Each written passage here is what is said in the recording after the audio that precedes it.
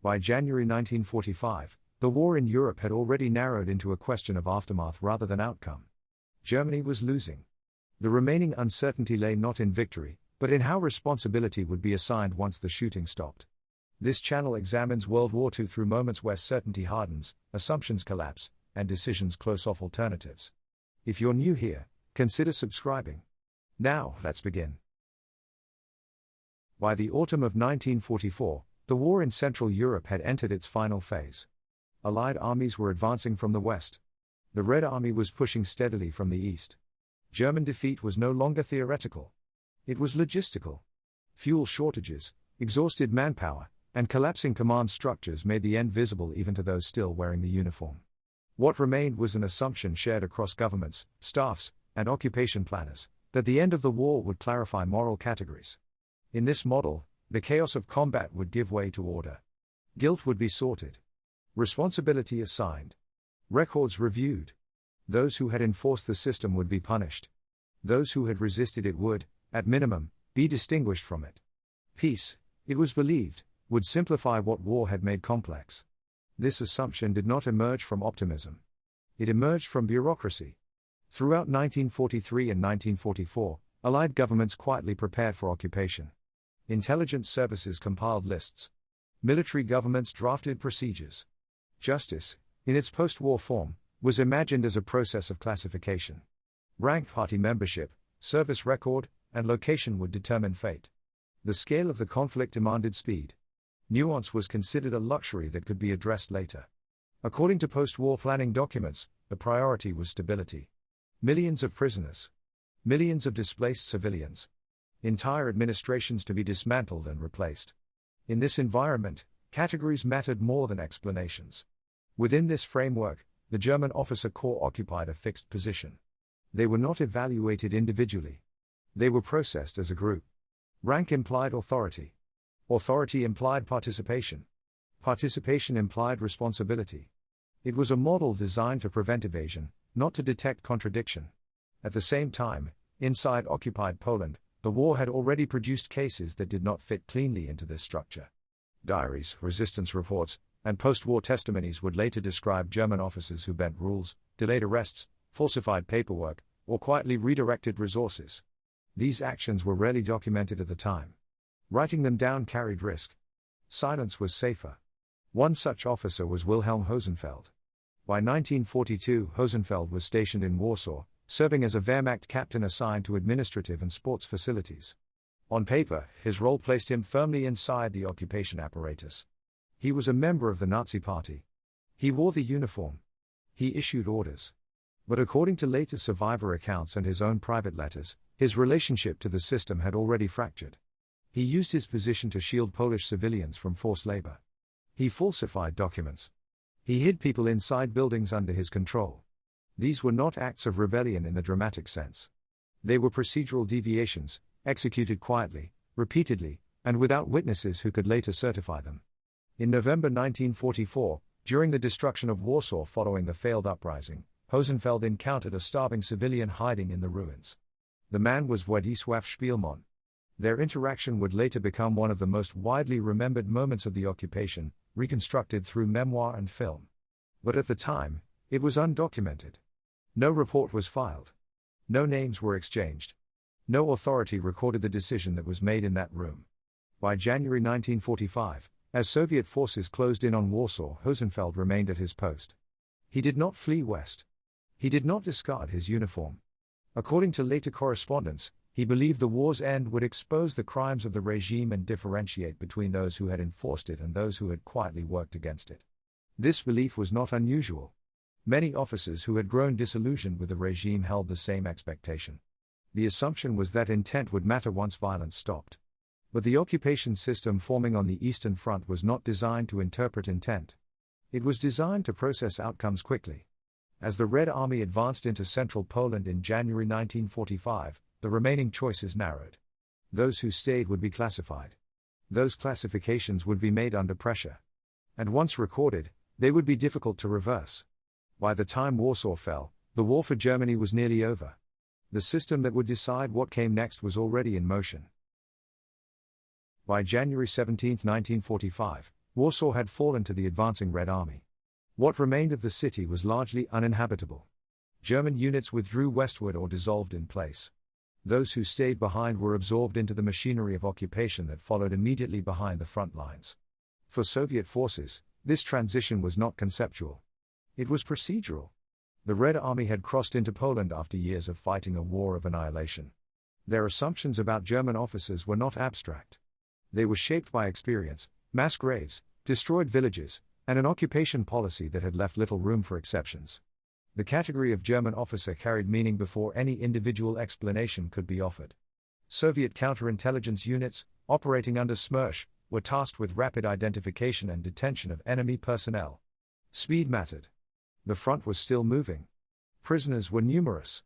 Decisions had to be made with limited information and no time for extended inquiry. In this system, rank became evidence.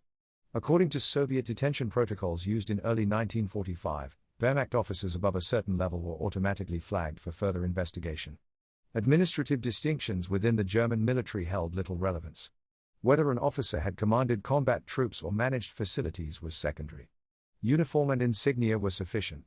It was under these conditions that Wilhelm Hosenfeld was taken into custody. There is no surviving record of a formal arrest scene. What exists instead are fragments from later correspondence and post-war testimony. He was identified as a German captain.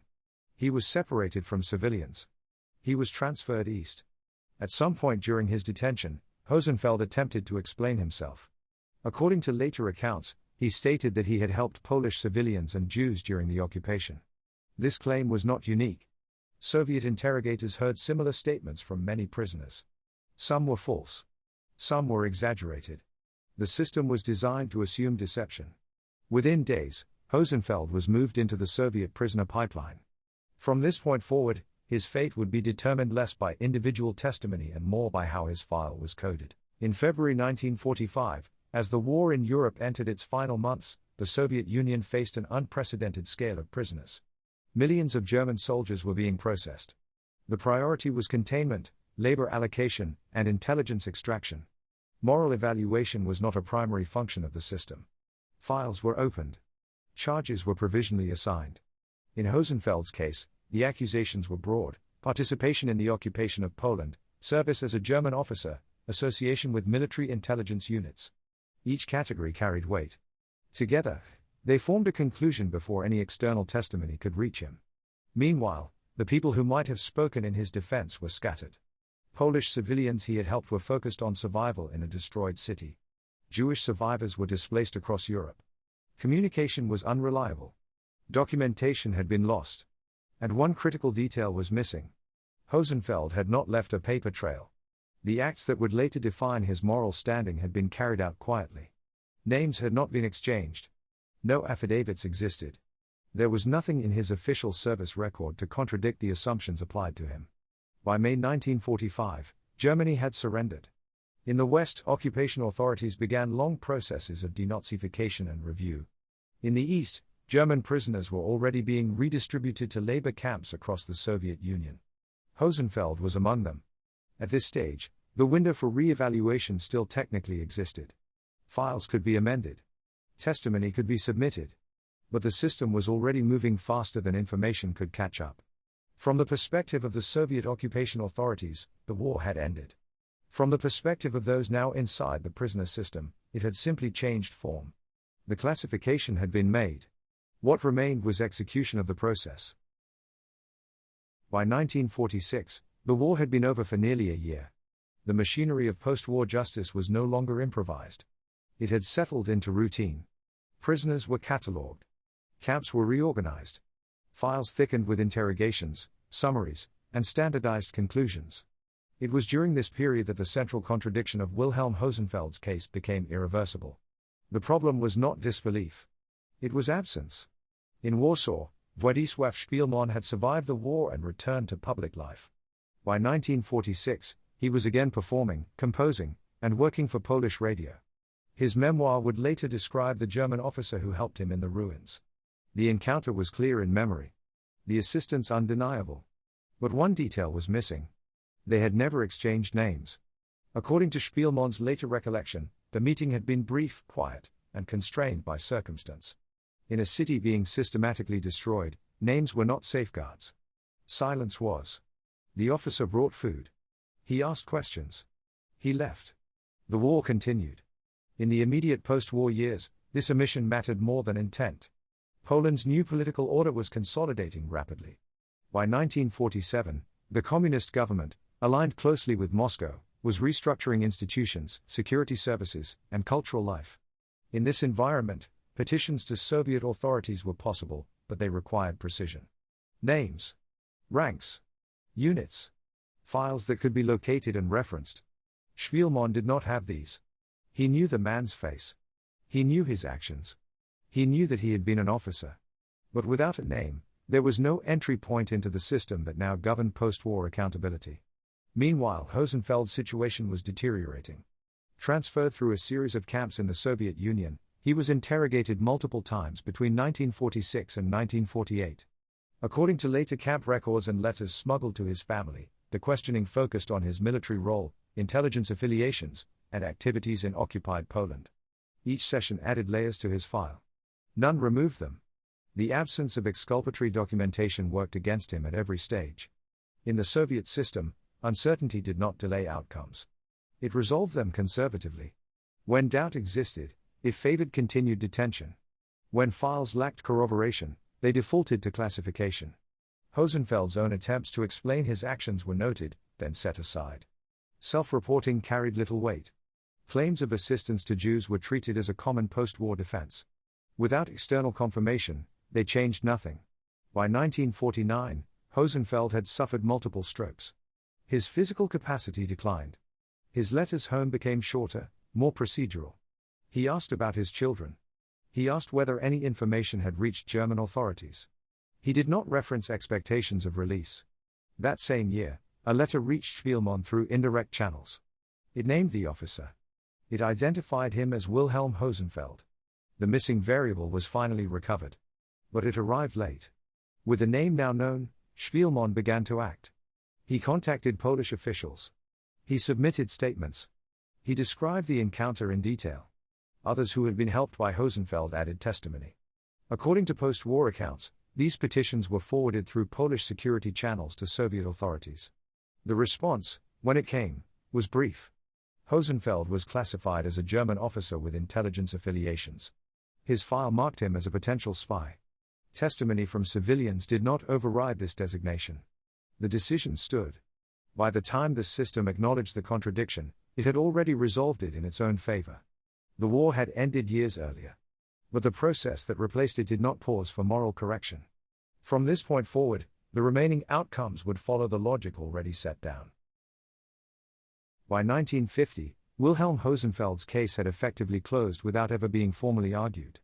The post-war Soviet justice system did not operate on verdicts in the Western sense. It operated on administrative resolution. Files accumulated weight over time. Once a classification stabilized, reversing it required institutional incentive. In Hosenfeld's case, none existed. His designation as a German officer with intelligence associations placed him inside a category the system was unwilling to reconsider. Intelligence work, even when loosely defined, implied intent beyond obedience. It suggested planning, concealment, and future threat. In the early Cold War environment, these implications carried more force than any civilian testimony. According to later archival summaries, petitions submitted on Hosenfeld's behalf were acknowledged but not acted upon. They were appended to his file rather than integrated into its conclusions. The file did not reopen. It thickened. This was not an error. It was function. The Soviet prisoner system was designed to manage scale, not exceptions. By 1950, millions of German prisoners had already passed through camps and labor battalions. Many would never return. Reclassification introduced uncertainty. Uncertainty slowed throughput. Slowed systems were considered dangerous. Hosenfeld's health continued to fail.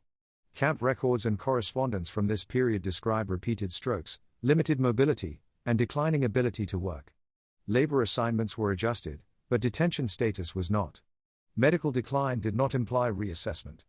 It implied eventual resolution through attrition.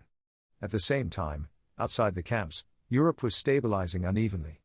Borders hardened. Political alliances shifted. The logic of occupation gave way to the logic of blocks. In this environment, Prisoners classified as potential intelligence risks became less releasable over time, not more. What might once have been reconsidered as a wartime anomaly was now interpreted through a different lens. The war was over, but suspicion had become permanent. Hosenfeld continued to write to his family. The letters did not describe suffering in detail. They referenced dates, requests, confirmations of receipt. According to later analysis, this restraint reflected both censorship and adaptation. The system rewarded procedural language. Emotional appeals had no destination. By 1952, his file had not changed in years. There were no pending reviews, no scheduled hearings, no remaining petitions in motion. On August 13, 1952, Wilhelm Hosenfeld died in Soviet custody. The cause was recorded as complications following illness and physical deterioration. There was no notation of controversy, no reference to unresolved testimony. His classification remained intact. He was buried without ceremony. His case closed without revision. From the perspective of the system, the process had worked. From the perspective of history, the contradiction would only become visible later, after the mechanisms that enforced it had moved on. The outcome was no longer adjustable. What remained was interpretation. By the mid-1950s, the political landscape that had sealed Wilhelm Hosenfeld's fate was already changing. German prisoners were being released in waves. Diplomatic negotiations reopened channels that had previously been closed. Archives, still sealed, began to accumulate interest rather than authority. It was only after Hosenfeld's death that his case began to make sense to anyone outside the system that had processed him. In 1946, Władysław Szpilman published a memoir describing his survival in Warsaw. The book appeared briefly, heavily altered by the new communist authorities, and then disappeared from circulation. The German officer who had helped him was renamed, politically neutralized, and stripped of context. The account was restrained, procedural, almost hesitant. It did not accuse. It simply recorded what had happened. By then, the officer was already gone. Historians reviewing occupation-era diaries and correspondence would later uncover Hosenfeld's private writings. Letters to his wife, written throughout the war, expressed increasing disillusionment with Nazi policy and repeated references to civilians he felt responsible for protecting. According to post-war analysis, these letters were unusually consistent. They did not shift tone after defeat. They did not adopt the language of excuse. They had never been written for an audience. Survivor testimonies also accumulated slowly. Polish civilians described falsified work papers. Jewish survivors recalled being hidden, fed, or redirected. None of these accounts contradicted one another. But they emerged across years, sometimes decades, and in different countries. No single authority gathered them while they could still influence outcome. The system that had judged Hosenfeld no longer existed in the same form. By the time Israeli and European institutions began formally recognizing non-Jewish rescuers during the Holocaust, the question was no longer what should be done. It was what could still be done. Recognition became symbolic, historical, detached from consequence. Hosenfeld would eventually be honored as righteous among the nations decades after his death. The designation acknowledged moral action under risk. It did not revisit the mechanics that had ignored that action when it still mattered. This distinction mattered. Recognition corrected the record. It did not correct the result. Post-war historians noted that Hosenfeld's case was not unique. Similar patterns appeared across Eastern Europe, where rapid post-war processing prioritized control and labor over individual review. Files were built quickly. Appeals moved slowly. Once a prisoner crossed certain administrative thresholds, reversal became statistically improbable. In these analyses, Hosenfeld appears less as an anomaly than as a data point. A case where moral deviation existed, but procedural systems were not designed to detect it. The reassessment arrived only after the outcome had hardened beyond change. History could now explain what had happened. It could not undo it. The final question was no longer about guilt or innocence. It was about what kind of system had replaced the war, and what it was capable of seeing. That question would extend beyond one man. By the time Wilhelm Hosenfeld's story became widely known, the systems that had decided his fate were already being studied rather than defended. Post-war historians, reviewing occupation policy on the Eastern Front, would later note a recurring pattern. Justice systems built for speed tend to privilege classification over interpretation. They are effective at processing scale. They are poorly suited to identifying contradiction. In 1945, this design choice appeared rational. Europe was destabilized. Borders were unresolved. Millions of prisoners required immediate disposition. The assumption was that errors could be corrected later, once order had been restored. What this underestimated was path dependence. Once a classification entered a file, it shaped every subsequent interaction. Health decline became administrative. Testimony became supplementary. Time worked in favor of closure, not review. The longer a case remained unresolved, the less likely it was to be reopened. In this sense, Hosenfeld's fate was not sealed by malice. It was sealed by sequence. The actions that defined his moral standing occurred in 1942 and 1944, under conditions where documentation was dangerous. The system capable of recognizing those actions did not exist yet. When it did emerge, it relied on paperwork rather than memory, hierarchy rather than testimony, and suspicion rather than reconstruction. Peace did not bring clarity. It brought procedural certainty. The war had taught institutions how to mobilize, categorize, and control. The peace reused those mechanisms, adjusting their purpose without fully reconsidering their limits. The result was a justice that functioned smoothly, even when it failed to account for exceptions it had never been designed to detect. Hosenfeld's later recognition corrected a historical narrative. It did not challenge the structure that had produced the outcome. The contradiction was acknowledged only after it no longer carried consequences. This is what the post-war period revealed. That systems built to manage catastrophe often struggle to recognize individual deviation. That moral action, when undocumented, is invisible to bureaucratic resolution. And that peace, like war, narrows options, not through violence, but through procedure. By the time the record was complete, the decision had already been executed. History learned the lesson. The system never had the chance to.